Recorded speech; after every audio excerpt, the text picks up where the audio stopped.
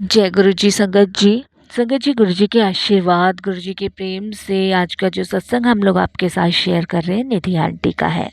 ये सत्संग हमें मेल के थ्रू प्राप्त हुआ है और सभी से मैं एक बार विनती करती हूँ कि सत्संग को पूरी श्रद्धा, पूरे विश्वास, पूरे भाव से सुनिएगा। गुरु जी महाराज हमेशा कहते हैं सत्संग सुनने वाले का भी कल्याण, सत्संग करने वाले का भी कल्याण। संगत जी, अगर आप भी अपने अनुभव, सत्संग कुछ भी शेयर करना चाहते हैं तो हिंदी में लिखिए साफ राइटिंग में और हमारी जीमेल आईडी पर सेंड कर दीजिए। अगर आपको सत्संग पसंद आता है तो लाइक कीजिए, सब्सक्राइब कीजिए, ज़्यादा से ज़्यादा संगत में शेयर कीजिए और संगत जी बेल आइकन ऑन करना बिल्कुल भी ना भूलिएगा। जब भी कोई लेटेस्ट सत्संग होगा उसका नोटिफिकेशन आपके फ़ोन पे आएगा। तो चलिए संगत जी, चलते हैं गुरु जी महाराज के सत्संग की ओर। जय गुरु जी संगत जी। संगत जी, मैं अपना सत्संग गुरु जी महाराज के मंत्र जाप से शुरू करना चाहूँगी। ओम नमः शिवाय, शिव जी सदा सहाय। ओम नमः शिवाय, गुरु जी सदा सहाय। संगत जी, गुरु जी का मैं जितना शुक्राना करूँ उतना ही कम है। मुझे गुरु जी से भी ज़्यादा समय नहीं हुआ है। मैं 2021 में गुरु जी से जुड़ी हूँ। संगत जी, करीबन 10 साल से मुझे कोई भी बच्चा नहीं था। मैंने हर तरीके का इलाज करवाया, हर हॉस्पिटल में अपना इलाज करवाया, हर डॉक्टर से करवाया, यहाँ तक कि संगत जी जोशी पंडितों के पास भी करवाया अपना इलाज, लेकिन कहीं से भी मुझे कोई खुशी का पल नहीं मिला। इस वजह से मेरे अंकल के मेरे बीच भी तनाव रहता था और संगत जी उधर मेरी मदर इन लॉ भी मेरे अंकल को मेरे खिलाफ भड़काती ही रहती थी, क्योंकि मेरे से जो छोटी मेरी देवरानी थी उसके 2 बच्चे थे। तो उधर मेरे अंकल को भी मेरे खिलाफ भड़काना, मेरे अगेंस्ट कर देना, मैं इस चीज़ से बहुत परेशान थी। जो जैसा बताता था मैं वैसा इलाज करवाती थी, लेकिन कहीं से भी कोई भी खुशी का पल मुझे नहीं मिल रहा था। आप समझ सकते हैं संगत जी, एक औरत के लिए कितना बड़ा अभिशाप होता है। फिर संगत जी, एक मेरे जानने वाले थे जो कि पंडितगिरी करते थे। उन्होंने हमें बताया कि आप जो है ना 16 सोमवार के व्रत रखो। मैंने 16 सोमवार के व्रत रखने शुरू किए। मैं संगत जी एक-एक व्रत मैंने नियम पूर्वक किया। शिवलिंग पे जल चढ़ाना, दूध अभिषेक करना। 16 सोमवार के जब मेरे व्रत पूर्ण हो गए तब संगत जी उन्होंने मुझे बताया कि शिव पाठ करवाओ अपने घर में। मैंने शिव पाठ भी करवाया। संगत जी मैंने हर चीज़ करी, हर चीज़। लेकिन संगत जी, जब भी मैं शिवलिंग पर दूध चढ़ाने जाती थी, अभिषेक करने जाती थी, मुझे एक आस रहती थी कि भोले बाबा मेरी ज़रूर सुनेंगे। लेकिन फिर संगत जी किसी ने मुझे बोला कि वैष्णो देवी जाके वहाँ पे अपनी झोली फैला के आओ। मैं वैष्णो देवी भी गई, मैंने वहाँ भी झोली फैलाई, लेकिन कहीं से कोई भी मुझे खुशी का पल नहीं मिला, हर तरफ निराशा। मैं संगत जी दिन रात इसीलिए कामना भगवान से मांगती रहती थी कि मुझे एक संतान दे दो, कैसी भी दे दो, बस एक संतान दे दो, जो लोग मुझे बाँझ का रूप दे रहे हैं वो ना दें। उधर संगत जी अंकल की कलेश दिन भर चालू रहती थी। मेरी सास मेरे अगेंस्ट उन्हें कर रखा था और दूसरी शादी के लिए प्रेशर देती रहती थी। मेरे अंकल मुझे यही कहते थे कि अगर कोई वारिस नहीं होगा, कोई संतान नहीं होगी तो कैसे परिवार आगे बढ़ेगा, मेरा कोई नाम चलाने वाला नहीं है। इस तरीके की मुझे बहुत सारी चीज़ें सुनने को मिलती थी और इस वजह से संगत जी दिन रात मैं टेंशन में रहती थी और बीमार भी पड़ी रहती थी। कोई पूछने वाला नहीं था, कोई मेरी चीज़ को समझने वाला नहीं था और मैं सबको यही कहती थी ये मेरे हाथ में थोड़ी ना, ये तो परमात्मा की देन है। अगर उन्हें देना होगा तो दे देंगे, नहीं देना होगा तो नहीं देंगे। संगत जी इसकी बात पे भी काफ़ी आक्षोभ मेरे पे लगाए गए। काफ़ी मेरे अंकल ने मेरे से झगड़ा भी किया इस चीज़ को लेके कि सब लेडीज़ें प्रेग्नेंट है और यहाँ तक कि संगत जी मुझे किन्नर का भी रूप उन लोगों ने दे दिया। अब मैं इस चीज़ को लेके संगत जी बहुत परेशान थी। परिवार वाले भी, मेरी मायके वाले भी बहुत दुखी थे। मेरी मम्मी भी हर तरीके का इलाज मेरा करवा रही थी, लेकिन कहीं से भी कुछ नहीं हो रहा था संगत जी। फिर संगत जी 2021 में मुझे गुरुजी के बारे में पता चला और पता भी कैसे चला, देखिए मैं कभी अपने सपने में भी नहीं सोच सकती थी कि जब भगवान देता है ना तो वो ऐसे देता है कि जिसकी हमने कभी कल्पना नहीं की होती, और वही संगत जी मेरे साथ हुआ। संगत जी, मैं एक बाबा के पास गई थी, और जहाँ पे मेरी मम्मी मुझे लेके गई थी, वहाँ पे बताया जा रहा था कि ये बाबा जो भी आपको बोल दे वो पत्थर की लकीर है, और 100% उनकी कही हुई बात पूरी होती है। इस आस के साथ मैं गई थी, और संगत जी जब मैं उन बाबा के पास पहुंची, तो उन्होंने मेरा हाथ देखा और उन्होंने कहा कि तुम्हारे भाग्य में संतान योग्य तो है, लेकिन तुम्हें एक गुरु बनाना पड़ेगा, तभी तुम्हारे को एक संतान की प्राप्ति होगी। अब संगत जी उन्होंने मुझे ये बात कही, तो गुरु गुरु कहाँ से बनाऊं, मुझे समझ नहीं आ रहा था। तो उन्होंने कहा कि 2021 ही तुम्हारे लिए बहुत खुशी का पल लेकर आएगा, और उन्होंने मुझे कहा तुम्हें गुरु चुनने की ज़रूरत नहीं है, गुरु खुद तुम्हें चुनेगा। संगत जी ये बात सुन के हम लोग घर वापस आ गए, और मन में बस यही सोच कर आए कि कुछ नहीं होगा, इन्होंने भी ऐसी बातें बना के टरका दिया, और कुछ नहीं होगा। अगर होना होता तो कोई तो इलाज बताते, कुछ तो उपाय बताते, कुछ भी नहीं बताया। और ये सुन के संगत जी मैं मेरी मम्मी आ गए घर, और काफ़ी समय से तो मैं अपनी मम्मी के घर ही रह रही थी, क्योंकि लड़ाई की वजह से बार बार कलेश घर में होना, मुझे संगत जी इसलिए मायके ज़्यादा रहना पड़ता था। और उधर संगत जी सास भी साथ ही रहती थी, तो उनके ज़्यादा टॉर्चर्स रहते थे कि छोटी वाले के 2 बच्चे हो गए, 10 साल हो गए हैं, कोई खुशी नहीं दी, मेरा बेटा तो ऐसे ही घुट-घुट के जी रहा है। संगत जी मैं क्या जवाब दूँ इस चीज़ का? और सबसे बड़ी बात संगत जी ये होती है कि ज़िंदगी में औरत के लिए ये बड़ी समस्या खड़ी हो जाती है। अगर वो बच्चे पैदा करके दे दे तब भी, नहीं दे तब भी। ये किसी लेडीज़ के हाथ में नहीं होता संगत जी, ये सिर्फ़ ईश्वर के हाथ में होता है, देना नहीं देना। उसके बाद संगत जी 2021 में 26 मई को मुझे गुरुजी के पहले दिव्य दर्शन हुए, और वो भी संगत जी जब मैं अपने मायके थी, तो हमारे मायके में हमारी 2 गली पीछे किसी ने गुरुजी का सत्संग करवाया था, और वो मम्मी को बहुत अच्छे से जानते थे, क्योंकि हमारी परचूनी की दुकान थी, तो उनका हमारे से सामान लेना देना लगा रहता था।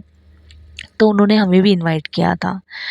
तो मेरी मम्मी मुझे बोलती है कि चल शाम को एक बार इनके यहाँ भी हो आते हैं, गुरुजी का सत्संग है, बुलाया है तो मना नहीं करना चाहिए। और संगत जी हम उस बाबा की बात भूल चुके थे जिनके पास हम गए थे, बरेली, जो कि एक बार कह देते थे वो सत्य सिद्ध होती थी। संगत जी जब मैं गुरुजी के सत्संग में अपनी मम्मी के साथ गई, तो बड़ा अजीब-सा मुझे लगा कि ये कैसा सत्संग है? यहाँ पे सब शांत बैठे हैं, सत्संग में तो प्रवचन वगैरह दिए जाते हैं, जैसे हम टीवी में देखते हैं आजकल। तो बस ऐसी हम लोग, मम्मी से मैं ऐसी बातें कर रही थी वहाँ बैठी-बैठी, इतने में कुछ आंटी बोलती हैं, "आंटी बातें नहीं करते, सिर्फ़ आप शब्द सुनो, गुरबानी सुनो, जो भी इच्छा है ना वो आज आपकी यहाँ पूरी हो जाएगी।" अब संगत जी इच्छा की बात हुई, तो संगत जी बस जब मैं गुरुजी को देखने लगी एकदम से सामने, तो संगत जी मेरे को बस मन में यही आया कि क्यों ना मैं इनको अपना गुरु बना लूँ। और संगत जी मैंने मन ही मन इनको अपना गुरु वहीं बना लिया सत्संग में। और संगत जी बस उसके बाद सत्संग ख़त्म हुआ, ख़त्म होने के बाद हम घर आए, और घर आने के बाद मैं मम्मी को कहती हूँ, मम्मी याद है जब हम बरेली गए थे तो उस बाबा ने क्या कहा था कि तुम्हारे जीवन में गुरु बनना बहुत ज़रूरी है, और गुरु ही तुम्हें चुनेगा, तुम गुरु को नहीं चुन सकते। तो हो सकता है मम्मी आज गुरु ने मुझे चुन लिया हो, क्योंकि मैंने तो मन ही मन वहाँ उनको गुरु मान लिया था। संगत जी मेरी मम्मी कहती है हाँ ये बात तो सच है, ऐसा हुआ तो था। तो मम्मी कहती है कि आज तो मैं नहीं, लेकिन कल मैं उनके घर जाके ना इनके बारे में पूछ के आती हूँ, ये कहाँ पे रहते हैं, कहाँ बैठते हैं। और मेरे को तो इनके बारे में कुछ नहीं पता, लेकिन अभी तो उनके यहाँ सत्संग ख़त्म हुआ है, तो मेहमान वगैरह भी है, कल मैं जाती हूँ।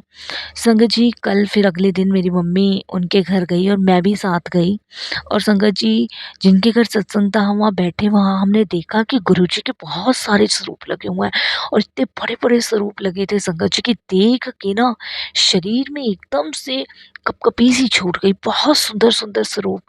तो वहाँ पे आंटी थी तो मम्मी से उनकी बात होती है, तो कहते कल बहुत अच्छा हमें सत्संग में आपके यहाँ लगा। तो वो कहते ये तो गुरुजी महाराज का है, हम तो हर साल गुरुजी का सत्संग करवाते हैं, लेकिन अभी हमारी आपसे कुछ ज़्यादा जान पहचान तो थी नहीं, क्योंकि अभी हमें शिफ्ट हुए भी 3-4 महीने ही हुए हैं। तो इसलिए आपसे जान पहचान हुई, तो आप आया करो, हर साल हम सत्संग कराते हैं, आप आया करो। तो मम्मी फिर उनसे बोलती हैं हमें तो बहुत खुशी, बहुत अच्छा लगा, और ये कहाँ पे रहते हैं, कहाँ पे बैठते हैं? तब वो बताती हैं कि ये तो अपने फ़िज़िकल फ़ॉर्म में है नहीं, गुरुजी ने तो चूल्हा छोड़ दिया था 2007 में। और फिर वो अपने सत्संग कल्याण वगैरह के बारे में बताती हैं। फिर संगत जी मेरी मम्मी मेरे बारे में बताती है कि इसके साथ ऐसे-ऐसे परेशानी है, इतना टाइम हो गया, इसको कोई संतान नहीं है, ससुराल वाले भी परेशान कर रखा है। उधर हस्बैंड भी चौबीसों घंटे लड़ाई झगड़ा कर रखा है। अगर हस्बैंड साथ हो तो फिर कोई दिक्कत भी नहीं है, लेकिन हस्बैंड भी अगेंस्ट ही चल रहा है, और इसी वजह से इसका आधा समय मायके कटता है, आधा समय ससुराल करता है, करे तो करे क्या ये?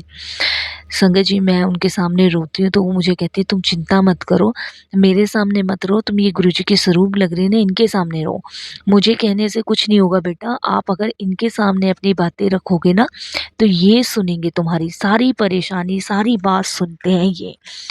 तो आप सिर्फ़ इनके सामने कहो, और मेरा विश्वास है कि देखना आपको इसी साल खुशखबरी होगी, ये मेरा आपसे वादा है। सिर्फ़ आप अपना दुःख-सुख इनके सामने बाँटो। इन्होंने तो अच्छे-अच्छों को बच्चे ब्लेस करे हैं, और ना जाने कितने सारे लोगों के कष्ट, दुःख दूर करे हैं। तुम सिर्फ़ गुरुजी महाराज के सामने कहो। संगत जी, वो मेरा पहला समय था जब मैंने गुरुजी से कहा कि गुरुजी आप सब जानते हो, मेरी सारी परेशानी जानते हो, आपको जो सही लगे वो करो। संगत जी, उन्होंने मुझे अपने ही घर से गुरुजी का एक लॉकेट स्वरूप दिया और एक छोटा-सा स्वरूप दिया।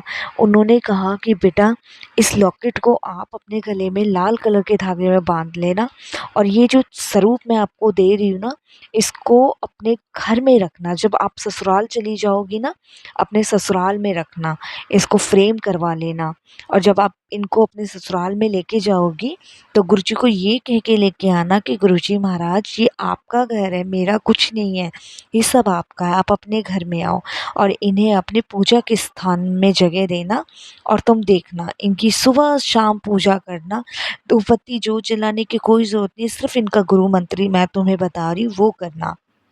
और संगत जी उन्होंने मुझे गुरुजी महाराज का गुरु मंत्र बताया, ओम नमः शिवाय, शिव जी सदा सहाय, ओम नमः शिवाय, गुरुजी सदा सहाय। फिर मैंने उन आंटी से पूछा आंटी कुछ और भी करने की ज़रूरत है, कुछ भोग वगैरह या कोई व्रत वगैरह? उन्होंने कहा कुछ करने की ज़रूरत नहीं है बेटा, कुछ भी करने की ज़रूरत है नहीं है। गुरुजी किसी वहम में नहीं पड़ने को कहते। गुरुजी कहते हैं कि भूखा रह के कभी पूजा नहीं की जा सकती। गुरुजी महाराज तो विश्वास रखते हैं सारी चीज़ों पे, जो आप अच्छे कर्म कर रहे हो, अच्छी सोच रख रहे हो, अच्छा नेक कमाई कमाओ। बस गुरुजी महाराज ये कहते हैं, वो कभी नहीं कहते कि आप मेरा व्रत रखो, मेरी पूजा करो। वो कहते हैं जिसको भी मान रहे हो एक को मानो। उन्होंने संगत जी मुझे बहुत सारी चीज़ें बताई, बहुत सारी चीज़ें। तो मैंने कहा आंटी इनका कोई मंदिर वगैरह भी नहीं है? तो उन्होंने बताया कि इनका गुरुजी महाराज का मंदिर है, वो भी छतरपुर में इनका मंदिर है, वहाँ गुरुजी साक्षात विराजमान है, और वहाँ तुम जब भी तुम्हें चलना हो तब हमारे साथ चलना, हमारी बस जाती है गुरु परिवार की संगत की, मैं उसमें तुम सबको लेके चलूँगी। फिर संगत जी मैंने उनसे बहुत सारे सवाल पूछे, तो उन्होंने कहा कि मैं तुम्हें ग्रुप में ऐड कर लेती हूँ, हमारा यहाँ का ग्रुप है फरीदाबाद का, मैं तुम्हें ग्रुप में ऐड कर लेती हूँ, और तुम जब भी गुरुजी का शुक्राना करो तो ग्रुप में लिख दिया करना, और तुम्हें सारे सत्संगों की अपडेट भी मिलती रहेगी। संगत जी उन्होंने मेरा और मेरी मम्मी का दोनों का नंबर ग्रुप में ऐड कर लिया, और ऐड करने के बाद संगत जी उन्होंने हमें गुरुजी का जल प्रसाद भी दिया, और उन्होंने कहा बेटा ये जल प्रसाद भी तुम पीते रहना, और जो इलाज तुम करवा रही हो वो करवाती रहो, बाकी गुरुजी काम करेंगे अपना। उस दिन मुझे इतना अच्छा लगा गुरुजी के बारे में जान के, सुन के। और फिर संगत जी मैं और मम्मी घर आ गए। और घर आने के बाद फिर आंटी का फिर एक बार फ़ोन आता है। वो कहती हैं कि बेटा, गुरुजी महाराज के यूट्यूब पे भी बहुत सारे सत्संग आते हैं, तुम उनको भी सुनो। तुम देखो कैसे कैसे गुरुजी संगतों के कल्याण करते हैं, कैसे कैसे गुरुजी लोगों को ब्लेस कर रहे हैं। तुम सुनो सत्संग। संगत जी उन्होंने मुझे बहुत सारे लिंक भेजे। मैंने गुरुजी के सत्संग सुनने शुरू किए, मम्मी ने सुनने शुरू किए। हमें बहुत अच्छा लगा। इतना अच्छा लगा संगत जी कि मैं आपको बता नहीं सकती। उसके बाद संगत जी मई में ही मैं जून में अपने ससुराल गई। और संगत जी जब मैं जून में ससुराल अपने गई और अपने गुरुजी महाराज को लेके गई, तो संगत जी एकदम से मेरे हस्बैंड गुस्सा करने लगे कि ये क्या लेके जा रही हो। तब संगत जी मैंने उनको बताया ये गुरुजी हैं, इनको मैं मानती हूँ और इनसे मैं अभी अभी जुड़ी हूँ। तो मेरे अंकल एकदम से गुस्सा करते हैं कि कुछ भी करना हो, जो भी करना है करती रहो, मुझे कोई फ़र्क नहीं पड़ता। संगत जी जैसे ही मैं गुरुजी महाराज को अंदर लेकर आई और जैसे ही मैं मंदिर में विराजमान करने लगी, मेरी सास एकदम से मुझे चिल्लाती है, कहती खबरदार, अगर जो मंदिर में ये सब रखा तो क्या जादू टोना सा करके लेकर अपने मायके से आ गई है और यहाँ रख रही है। और संगत जी उन्होंने गुरुजी महाराज को मुझे मंदिर में विराजमान नहीं करने दिया। मैं बहुत रोई, बहुत परेशान हुई। मैंने कहा मैं आपको मंदिर में विराजमान नहीं कर पा रही, मैं कहाँ रखूँ आपको, समझ नहीं आ रहा गुरुजी, कहाँ मैं आपका स्थान बनाऊँ, मुझे कुछ भी नहीं समझ आ रहा। मैंने गुरुजी को कहा कि गुरुजी आप ही का घर है, जो जगह आपको सही लगे आप वहाँ पे बैठ जाओ। संगत जी डर ये भी था कि जो मदर इन लॉ है, कहीं भी मैं गुरुजी को स्थान देती वो वहीं से हटा देती। और मेरे को डर ये भी था, शीशे का फ्रेम था, कहीं चटक ना जाए, कहीं टूट ना जाए, ये सबसे ज़्यादा डर था मुझे संगत जी। संगत जी उसके बाद मैं गुरुजी महाराज को अपने कमरे में लेकर आ गई। जैसे ही मैं कमरे में लेके आई तो मेरे हस्बैंड कहते हैं अब ये तंत्र विद्या तुमने यहाँ भी शुरू कर दी, यहाँ भी तुमने ये तंत्र विद्या करना शुरू कर रखा है, इस कमरे में ये तंत्र विद्या करके क्या मुझे अपने बस में करना चाहती हो। मैंने संगत जी उन्हें बहुत समझाया, लेकिन उन्होंने बहुत सारी उल्टी सीधी मुझे सुनाई और संगत जी फिर भी वो माने नहीं। फिर संगत जी मैंने गुरुजी महाराज को, विश्वास नहीं करोगे, अपने पास ही रखा संगत जी। जहाँ पे मेरा ड्रेसिंग टेबल था वहाँ पे मैंने गुरुजी महाराज का स्वरूप रखा और मैंने वहाँ क्षमा मांगी। जितना भी मेरा वहाँ मेकअप का सामान था सब मैंने हटा के वहाँ पे गुरुजी को विराजमान किया। मैंने कहा गुरुजी मुझे क्षमा कर दीजिए, मेरा यहाँ पे कुछ भी नहीं है जो मैं आपको जगह दे सकूँ, सब आपका है। लेकिन ये निर्दयी लोग आपको यहाँ विराजमान होने नहीं देंगे गुरुजी, आप मुझे क्षमा कर दीजिएगा। संगत जी मैंने वहाँ पे गुरुजी को स्थान दिया। मैं धूप बत्ती जोत नहीं जला सकती थी, बस मैं हाथ जोड़ती थी और मन ही मन प्रार्थना गुरुजी से करती थी। जबकि संगत जी मैं कभी गुरुजी के दरबार नहीं गई, मैं फ़ोन पे ही गुरुजी के सत्संग सुनती थी। बस जो मुझे जैसा बोल रहा है मैं सुनती रहती थी, सिर्फ मंत्र जाप करती रहती थी। जो जैसा बोल रहा है मैं सुनती रहती थी, मंत्र जाप करती रहती थी संगत जी।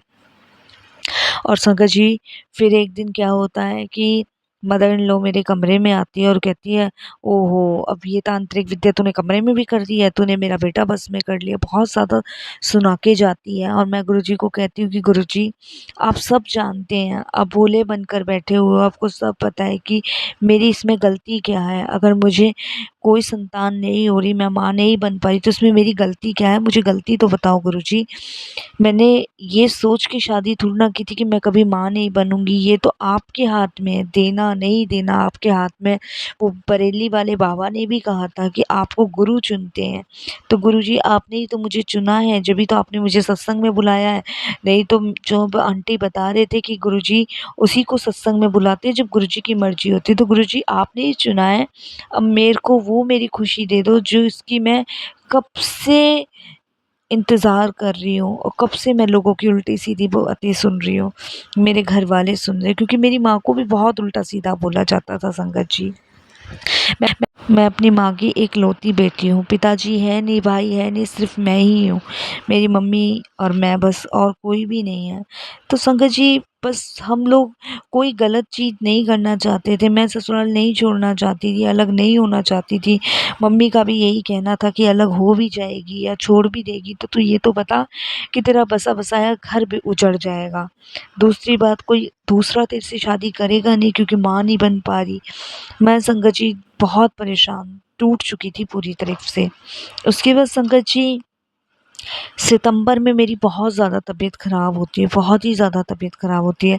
संगत जी, किसी ने घर में गौर नहीं किया, ना ससुराल में सास ने, ना हस्बैंड ने। मैं बोलती रही मेरी तबीयत ख़राब है, मेरे से कोई काम नहीं हो रहा, कुछ नहीं हो रहा। लेकिन बार-बार उन्होंने मुझे घर के कामों में लगा दिया, ये कर दिया, वो कर दिया। दिवाली आ रही है, सफाई का टाइम है, संगत जी सफाइयाँ करानी शुरू कर दी। मेरी और ज़्यादा तबीयत ख़राब हो गई, इतनी ज़्यादा तबीयत ख़राब हो गई संगत जी कि मेरी मम्मी मुझे लेने के लिए मेरे ससुराल आई और संगत जी मेरे को लेके चली गई। और उसके बाद मेरे ससुराल में मेरी सास कहती, अब ले जा रही हो ना, इसको लाने की ज़रूरत नहीं है, कोई काम की ना धाम की, घर में इतना काम पड़ा है, इसे मायके की लग रही है। उधर मेरे अंकल भी बहुत गुस्सा होते, बहुत गुस्सा। संगत जी, मेरी मम्मी मुझे ससुराल से लेके जाती है और सीधे डॉक्टर के पास लेके जाती है।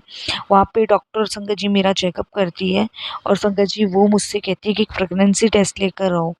और संगत जी, मैं प्रेगनेंसी टेस्ट लेकर आती हूँ और संगत जी, आप बिलीव नहीं करोगे कि उसमें जो रिज़ल्ट आता है वो पॉजिटिव आता है।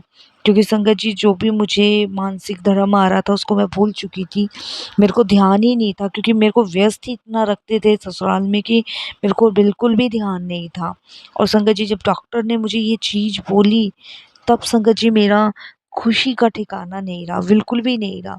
और संगत जी, फिर उसके बाद मैं अपने मायके गई अपनी मम्मी के साथ और सीधे मैं उन आंटी के घर गई। तो उन आंटी ने मिठाई मंगवा के और मुझे कहा कि गुरुजी को भोग लगाओ, ये ब्लेसिंग्स गुरुजी की कृपा से तुम्हें मिली है। संगत जी, इसके बाद मैंने अपने हस्बैंड को फ़ोन किया और बताया और फिर उन्होंने उस समय कोई रिएक्शन नहीं दिया। संगत जी, मेरी मदर इन लॉ को भी पता चला। मेरी पूरी डिलीवरी संगत जी मेरे मायके में हुई है, ससुराल में नहीं मैंने करी अपनी डिलीवरी। क्योंकि मुझे पता था कि कुछ ना कुछ गड़बड़ करके फिर मेरा कहीं बच्चा ना गिरा दे। कुछ मेरे को वैसे भी डर था संगत जी, क्योंकि जो इंसान मेरी किसी चीज़ को देख के खुश नहीं था, वो बच्चे को देख के कैसे खुश हो जाता। उसके बाद संगत जी, डिलीवरी होने से पहले 3 महीने बाद मेरा अल्ट्रासाउंड हुआ। अल्ट्रासाउंड में संगत जी ट्विन्स बच्चे गुरुजी ने मुझे ब्लेस किए, जुड़वा 2 बेटे, जो मैं कभी शुक्राना गुरुजी का नहीं कर भूल सकती, कभी नहीं भूल सकती करना। संगत जी, 2 जुड़वा बेटे मुझे गुरुजी की कृपा से ब्लेस हुए। पूरी 9 महीने की डिलीवरी संगत जी मैंने अपने मायके की। और संगत जी, उसके बाद आज उन सब लोगों के मुँह बंद हो गए जो मुझे बाँझ का रूप देते थे, हींजड़े का रूप देते थे, सबके मुँह बंद हो गए। ये सब गुरुजी की कृपा से हुआ। मैं शुकराना करती हूँ गुरुजी का। संगत जी, उसके बाद मैं अपने ससुराल गई और संगत जी मैं भी सर उठा के गुरुजी की कृपा से अपने ससुराल में रहने लगी। फिर संगत जी, किसी ने मुझे नहीं रोका। मैंने अपने गुरुजी महाराज को अपने मंदिर में स्थान दिया और संगत जी, अपने दोनों बच्चों को लेके मम्मी के साथ पहले दर्शन के लिए मैं गई 2022 में। संगत जी, नवंबर में जब मैं गुरुजी के दरबार दर्शन के लिए गई, वहाँ शुकराना करा गुरुजी महाराज का। और बहुत संगत जी मैं वहाँ रोई कि गुरुजी, मैंने सोचा नहीं था कि 10 साल की तपस्या आपने इतनी जल्दी मेरी पूरी कर दी। और जो रायबरेली वाले बाबा थे, उनके कहे मुताबिक सच में गुरुजी ने मुझे अपनी शरण में लिया, अपना माना, अपने चरणों से लगाया। बहुत शुकराना करती हूँ। संगत जी, ये मेरा एक छोटा-सा सत्संग था। और भी बहुत सारे सत्संग हैं, फिर शेयर करूँगी जब गुरुजी की इच्छा होगी। अब वाणी को विराम देती हूँ। संगत जी, कोई भी भूल चूक हो, कैसी भी भूल चूक हो, क्षमा करना। लेकिन वाक़ई में संगत जी, गुरुजी महाराज वो कर सकते जो कोई भी नहीं कर सकता। अनंतम शुक्राना गुरुजी महाराज का। ओम नमः शिवाय, शिव जी सदा सहाय। ओम नमः शिवाय, गुरु जी सदा सहाय। जय गुरु जी, शुक्राना गुरु जी, अनंतम अनंतम शुक्राना गुरु जी महाराज का। जय गुरु जी। संगत जी, बहुत ही प्यारा सत्संग था, बहुत ही डिवाइन सत्संग था। गुरु जी ऐसे ही आपको ब्लेस करें, आपके बच्चों को ब्लेस करें और ऐसे लोगों को थोड़ी सी गुरु जी महाराज बुद्धि दें जो किसी औरत के लिए इस तरीके की सोच रखते हैं। ये सब कुछ ईश्वर के हाथ में है, सब कुछ देना लेना जो भी है वो परमात्मा करता है, इंसान के हाथ में कुछ भी नहीं है। फिर भी ये मूर्ख इंसान समझते नहीं हैं। मैं गुरुजी से अरदास करूँगी कि आपकी लाइफ़ को और ज़्यादा बेटर गुरुजी बनाएँ, आपके बच्चों को ब्लेस करते रहें। बाकी संगत जी, सभी गुरु परिवार से हाथ जोड़ के विनती है, सत्संग को अंत तक ध्यान से प्रॉपर सुनें, क्योंकि गुरुजी महाराज हमेशा से कहते आए हैं, सत्संग सुनने वाले का भी कल्याण, सत्संग करने वाले का भी कल्याण, दोनों का कल्याण होता है। तो आप पूरी श्रद्धा, पूरी भक्ति, पूरे भाव से सत्संग सुनें और गुरुजी की ब्लेसिंग्स प्राप्त करें। संगत जी, अब मैं अपनी वाणी को विराम देती हूँ मंत्र जाप के साथ। ओम नमः शिवाय, शिव जी सदा सहाय। ओम नमः शिवाय, गुरु जी सदा सहाय। जय गुरु जी, शुक्राना गुरु जी।